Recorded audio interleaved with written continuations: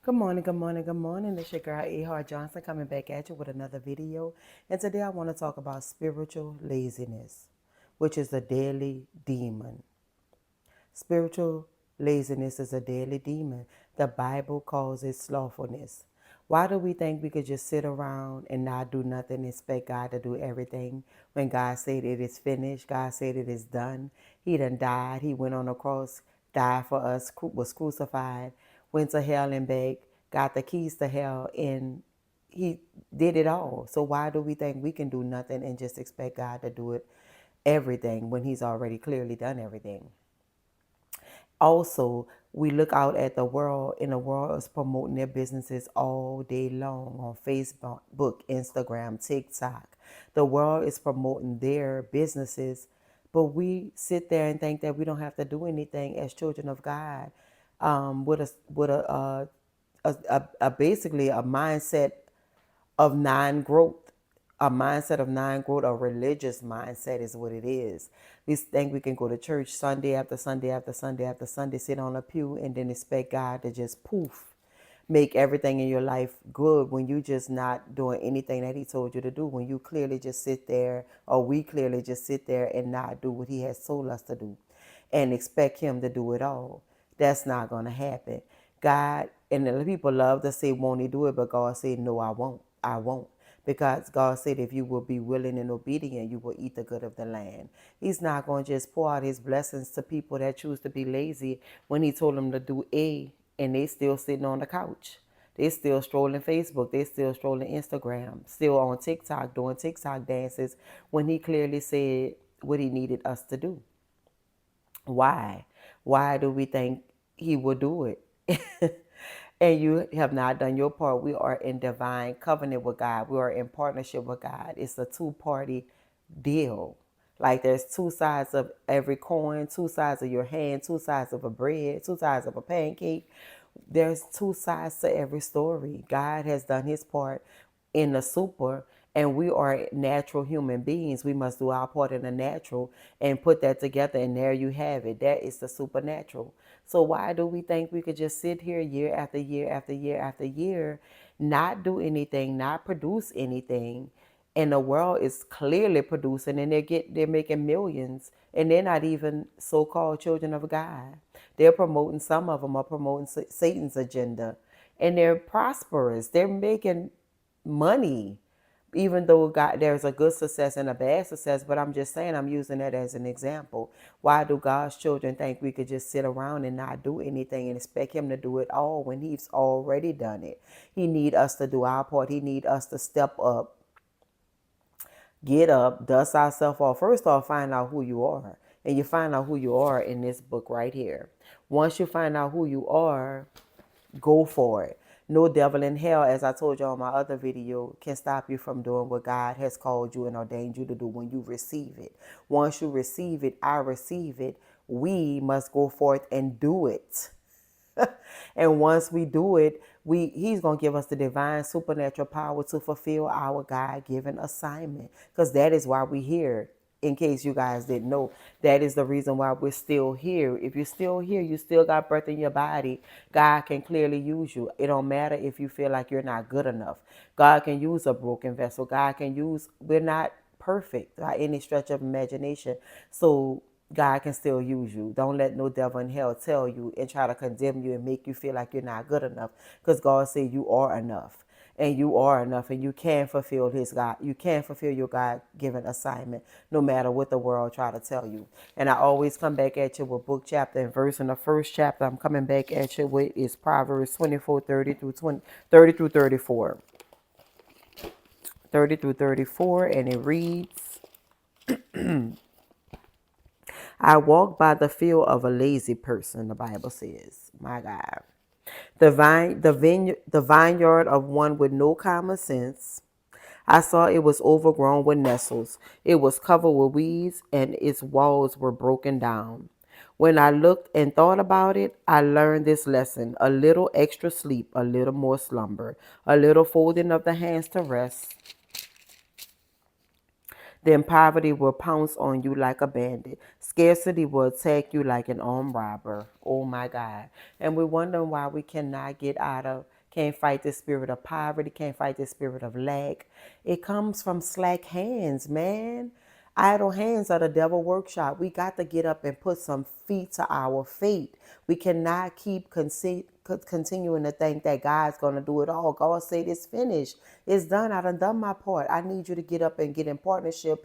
Get your mind right. First off, we got to renew this right here, because this is what's stopping us from doing what God said do, because we're looking around at what people are going to say. We're looking around at we're not good enough. We're not pretty enough. We're not smart enough. We don't look a certain way, we don't act a certain way, the way we talk, the way we look. Come on, man, forget all of that. None of that don't matter. What matters is what God told us to do, man. We got to renew this. When you renew this, it's going to give you the power to get wealth, the power to do God's, your assignment. And it's not even about the money, because that's going to come. That's a byproduct. But we must do the prerequisite to get the byproduct of what God already died for us to have, to get our inheritance. But you got to get up off your do nothing and do something.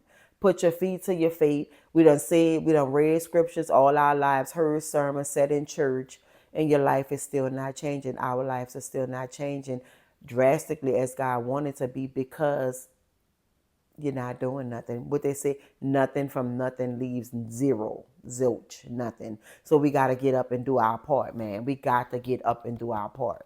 I cannot stress that enough. The second chapter is coming from Romans 12 and 11, and it reads, "Never be lazy, but work hard and serve the Lord enthusiastically." My God, there you have it right there.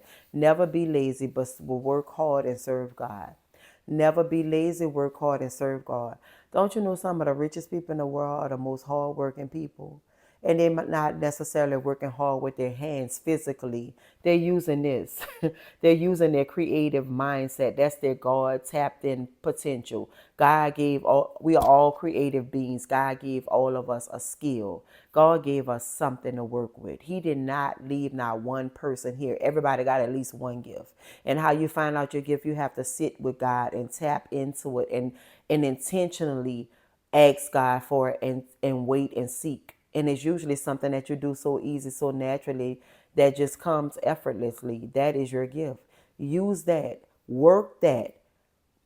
Share that. Don't hold that. Like the men with the 3 talents. One had 5. God gave him 5 more. One had 2. God gave him 2 more. One had 1. He buried his. He hid his talent. He's hid his gift. So God called him wicked. You wicked and servant. You wicked servant, depart from me. God took that 1 and gave it to the one with 10. So he had 11. So that is a powerful lesson. Much is given, much is required. But also, when you have something, God expects us to multiply that thing. When you put a seed in the ground, an apple seed, you're not just going to get a seed back when the harvest time comes. You're going to get multiple apples. And then guess what? Them apples going to have seeds in them too. So you can take that seed, and it's a perpetual thing. God desire for us to continue to grow, not just grow once a year tax season.